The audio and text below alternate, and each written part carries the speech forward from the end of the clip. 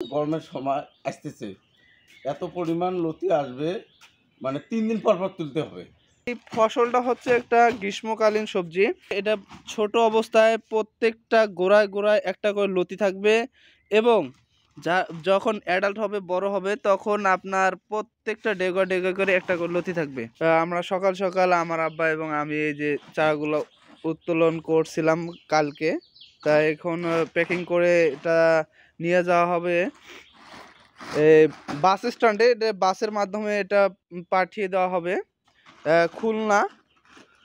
তা আপনারা এইরকম করে যারা লতি কচু চাষ করতে চান বা যারা কৃষিকাজে আগ্রহী, তারা আমাদের সাথে যোগাযোগ করে এই লতি কচুর চারা সংগ্রহ করতে পারেন। আর এটার বেনিফিট কীরকম আপনারা অবশ্য অন্য অন্য যারা ভিডিও বানায় বা আমার অন্য অন্য ভিডিওগুলো আছে দেখতে পারবেন। ওখানে আমরা কি পরিমাণে লতি উত্তোলন করি এবং তার সব প্রত্যেকটা ভিডিওই আপনাদেরকে দেওয়া থাকে।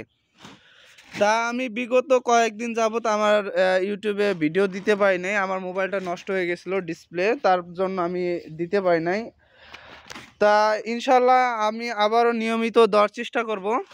আর এখানে চারা আছে হলো 2500 চারা, তা আর আব্বা তাকে 150 চারা ফ্রি দিয়েছে। তা আপনারা অবশ্যই যারা চারা সংগ্রহ করবেন বা চাষ করতে চান, অবশ্যই ভালো মানের এবং কোয়ালিটিপূর্ণ চারাগুলো সংগ্রহ করবেন। আমরা আপনাদেরকে যে চারাগুলো দিয়ে থাকি, দেখেন এক একটা চারার কোয়ালিটি। এটার মধ্যে যদি এটা রোপণ করা হয়, আপনার 1 থেকে 1.5 মাসের মধ্যে ফলন আসবে। আর এই ভাই যে সময়টায় চারা রোপণ করতেছে জানুয়ারি মাসে, এটা আপনার 1 মাস 1.5 মাসের মধ্যেই ফলন পাবে, কারণ কি সামনেই গরম পড়তেছে। আর এই ফসলটা হচ্ছে একটা গ্রীষ্মকালীন সবজি।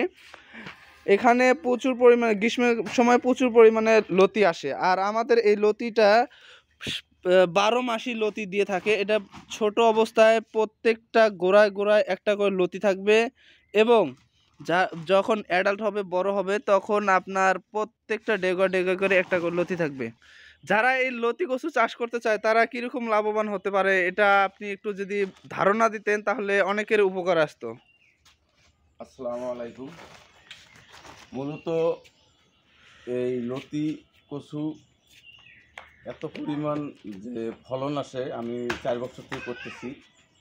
আর এই এত ভালো হয়, তা মানে এটা আমি ছাড়তে পারতেছি না।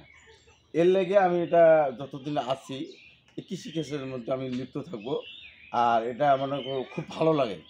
এটা এই যে এখন যে গরমের সময় আসতেছে, এত পরিমাণ লতি আসবে, মানে 3 দিন পর পর তুলতে হবে।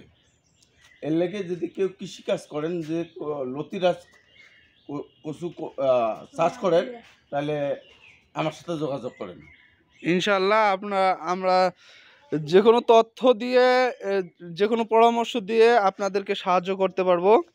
আর স্ক্রিনে দেওয়া আমার আব্বার নাম্বার থাকবে, আর আপনারা যারা এই নাম্বার অনুযায়ী তার সাথে যোগাযোগ করতে পারবেন আর যে কোনো পরামর্শ তার কাছে নিতে পারবেন। আমি ভিডিওটি বেশি দূর বাড়াবো না। পরিশেষে একটা কথা বলে যাই, যারা কৃষিকে ভালোবাসবেন অবশ্যই কৃষির খুঁটিনাটি তথ্যগুলো আপনার অবশ্যই আগে আগে জানতে হবে। আপনি যদি আপনার এই লতি কচু চাষ করেন, তাহলে এ নিয়ে আগেই কিছু তথ্য সংগ্রহ করতে হবে, যাতে আপনি ক্ষতির সম্মুখীন না হন। আর এটা মনে করেন একটা পানি জাতীয় ফসল, এটার মধ্যে প্রচুর পরিমাণে পানি থাকে, আর হচ্ছে পানির জন্য এই ফসলটা ভালো হয়। আর আপনার একটা জিনিস খেয়াল রাখবেন, এটা যে কোনো সবজি কিন্তু পচনশীল। আপনার ওই গাছগুলোকে সযত্নে রাখবেন, তাহলে আপনি ফলাফলটা ভালো পাবেন। আপনি নিজে গাইরা দিলেন, পরে আর কোনো যত্ন করলেন না, তাহলে তেমন একটা ফলাফল পাবেন না। এজন্য বলি ভাই, আপনার যে কোনো কাজ করবেন অবশ্যই পরামর্শ সাপেক্ষে কাজ করবেন।